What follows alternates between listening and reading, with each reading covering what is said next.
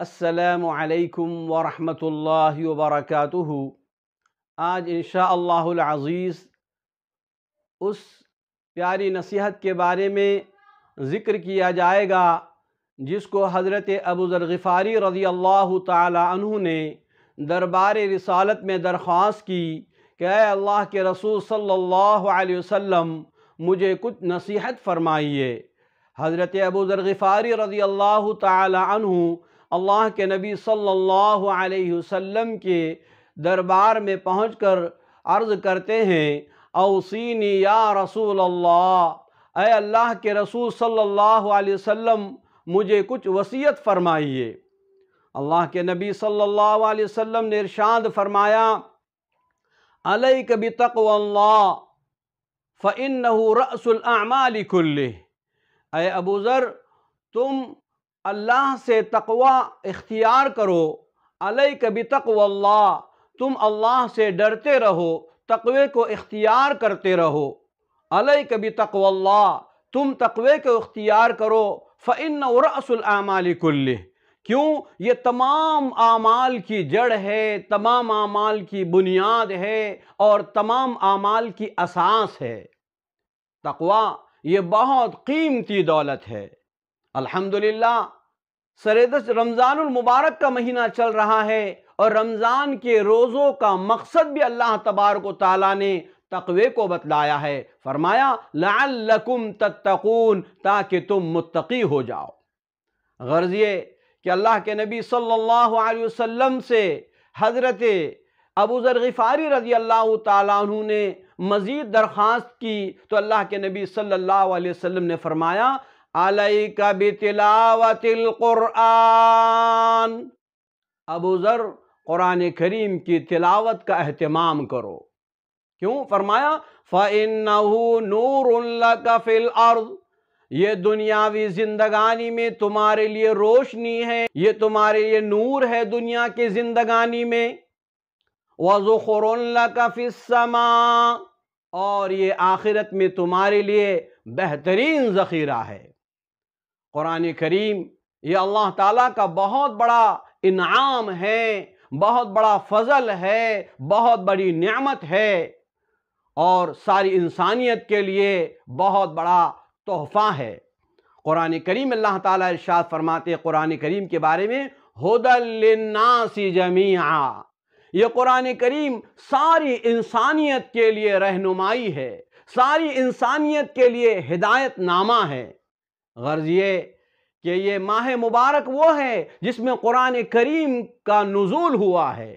اللہ تعالیٰ ارشاد فرماتے ہیں بسم اللہ الرحمن الرحیم شہر رمضان الذی انزل فیہ القرآن ھدی للناس وبینات من الہدی والفرقان، رمضان کا مہینہ وہ ہے جس میں قرآن کریم نازل کیا گیا، ھدی للناس، جس میں انسانیت کے لیے، سارے انسانوں کے لیے ہدایت ہے، وبینات، کھلی کھلی دلیلیں ہیں، بینات من الہدی، ہدایت کی اور حق و باطل میں تمیز کرنے کی دلیلیں اللہ نے قرآن کریم میں بیان فرمائی ہے۔ قرآن کریم یہ شب قدر میں نازل ہوا ہے۔ اللہ تعالیٰ ارشاد فرماتے ہیں انا انزلناہ فی لیلۃ القدر، ہم نے قرآن کریم کو شب قدر میں اتارا ہے۔ اللہ تبارک و تعالیٰ نے لوح محفوظ سے آسمان دنیا پر قرآن کریم کو شب قدر میں اتارا ہے۔ غرض یہ کہ ہم پر قرآن کریم کی تلاوت کا ہم پر حق ہے، ہم قرآن کریم کی تلاوت کریں۔ قرآن کریم اللہ تعالیٰ ارشاد فرماتے پیارے نبی کے ذریعے فرمایا امرت ان اتلو القرآن، مجھے حکم دیا گیا کہ میں قرآن کریم کی تلاوت کا اہتمام کروں۔ واقعتاً قرآن کریم کی تلاوت یہ ہمارے ایمان میں اضافے کا ذریعہ ہے۔ قرآن کریم اللہ تعالیٰ اپنے مومن بندوں کی صفات بیان فرماتے ہیں۔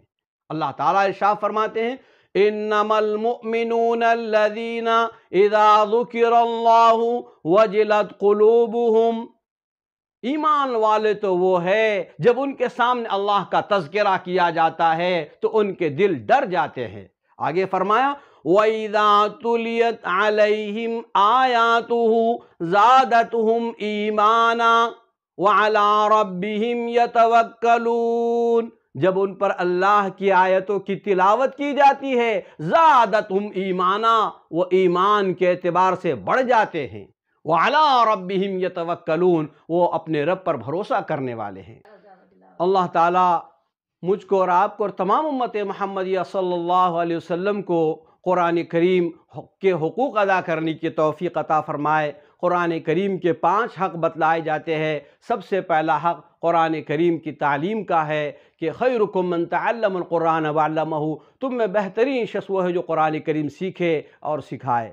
دوسرا حق جو ہے وہ قرآن کریم کی تلاوت کا ہے، ہم قرآن کریم کی تلاوت کو اپنا معمول بنا لے اور قرآن کریم کی تلاوت کرتے رہے۔